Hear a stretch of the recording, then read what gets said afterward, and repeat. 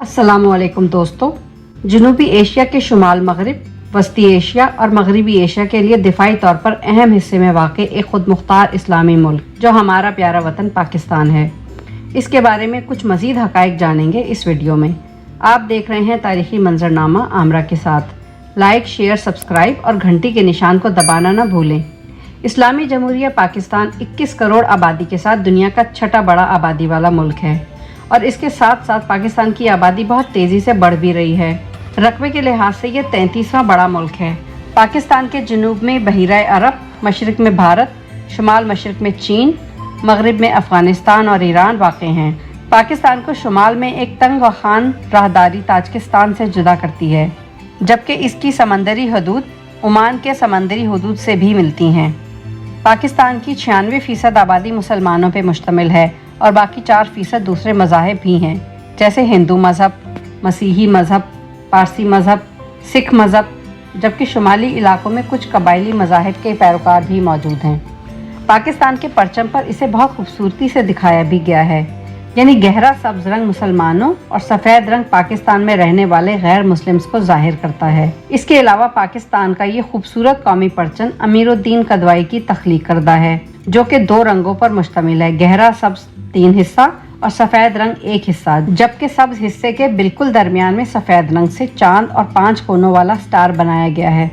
सफ़ेद रंग के चांद का अलामती मतलब तरक्की और 5 कोनों वाले स्टार रोशनी और इल्म के अलावा इस्लाम के 5 बुनियादी अरकान कलमा तैयबा, नमाज, रोज़ा, हज और ज़कात को भी ज़ाहिर करता है। पाकिस्तानी कौमी परचम पर ना तो कोई तहरीर लिखी जाती है और ना ही कोई तस्वीर बनाई जाती है।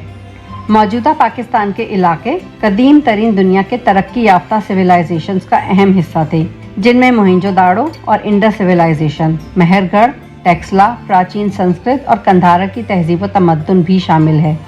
कदीम तारीखी अदवार में पाकिस्तान के इलाकों पर प्राचीन राजपूत, ईरानी, यूनानी, अरब, बुद्धमत, सिख, मुग़ल, हुन और तुर्क हमला आवरों की हुकूमतें भी रहीं। ये इलाका मुख्तलिफ सल्तनतों जैसे हिंदुओं की चंद्रगुप्त मौर्य, ईरानियों की हखामनशी सल्तनत, अरबों की खिलाफत उमविया, मंगोल सल्तनत, मुगलिया सल्तनत, दुर्रानी सल्तनत, सिख सल्तनत और बरतानवी राज का अहम हिस्सा रहा। इसके बाद मोहम्मद अली जिन्ना की क़यादत में जब तहरीक पाकिस्तान कामयाब हुई और 14 अगस्त 1947 को हिंदुस्तान के मशरिक़ और मगरिब में 2 हिस्सों में एक आज़ाद और ख़ुद मुख्तार इस्लामी रियासत कायम हुई और 1971 में एक खाना जंगी के बाद मशरिकी हिस्सा अलग होकर एक नया मुल्क बांग्लादेश बन गया। पाकिस्तान एक पार्लियामेंट्री सिस्टम है। इसके 4 सूबे हैं और कुछ इलाके सेंटर के मातहत हैं और पाकिस्तानी पार्लियामेंट ने गिलगित बल्तिस्तान को भी पाकिस्तान के 5वें सूबे की हैसियत दे दी है। ये मुल्क लसानी और मुख्तलिफ अक़वाम का इलाका है और इसकी जियोग्राफी भी बड़ी डाइवर्स है। पाकिस्तान दुनिया का एक अहम ताकतवर मुल्क है और इसकी फ़ौज दुनिया की 6 नंबर की बड़ी फ़ौज है। पाकिस्तान इस्लामी दुनिया की इकलौती और जनूबी एशिया की दूसरी न्यूक्लियर पावर भी है।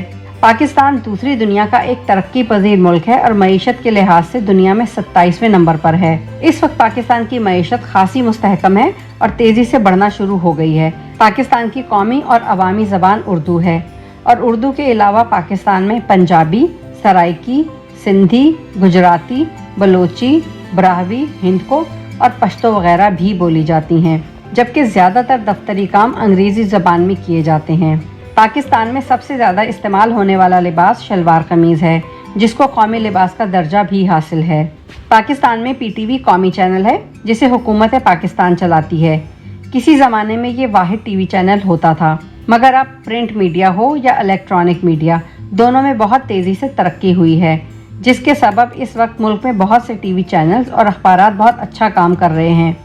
लफ्ज़ पाकिस्तान के मायने पाक लोगों की ज़मीन है और पाक के मायने साफ़ या प्योर के हैं, जबकि स्तान या तान का मतलब ज़मीन, वतन या लैंड के हैं।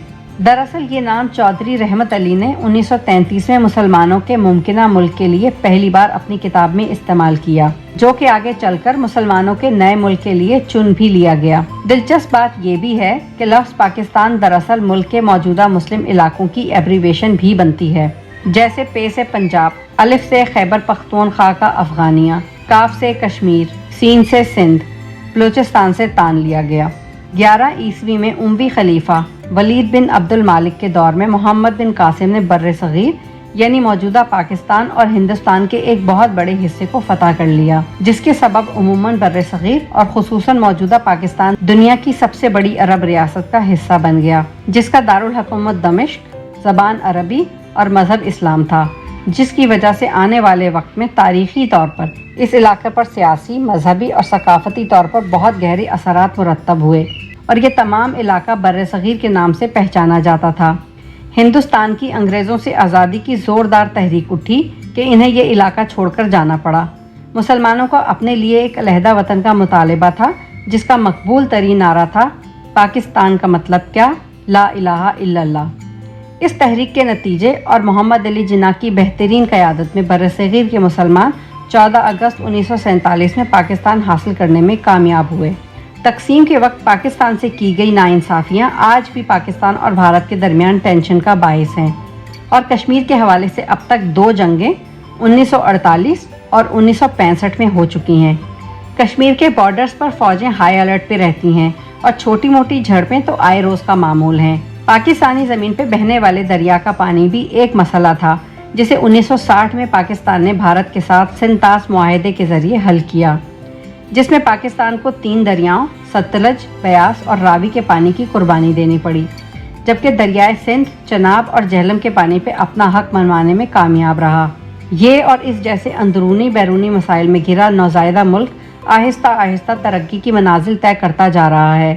پاکستان کی جیوگرافی اور موسم میں بہت ڈائیورسٹی پائی جاتی ہے، اور یہ بہت سے جانداروں کا گھر بھی ہے، جن میں کچھ صرف پاکستان میں ہی پائے جاتے ہیں۔ پاکستان کا کل زمینی رقبہ 7,96,095 مربع کلومیٹر ہے، جبکہ پاکستان کا سمندری ساحل تقریباً 1,046 کلومیٹر ہے۔